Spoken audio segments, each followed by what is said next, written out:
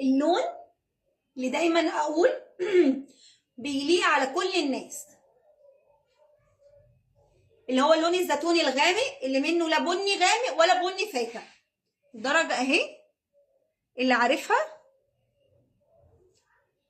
انا برضك مش عايزه افتحها كلها، انا بفتح بس على الوش.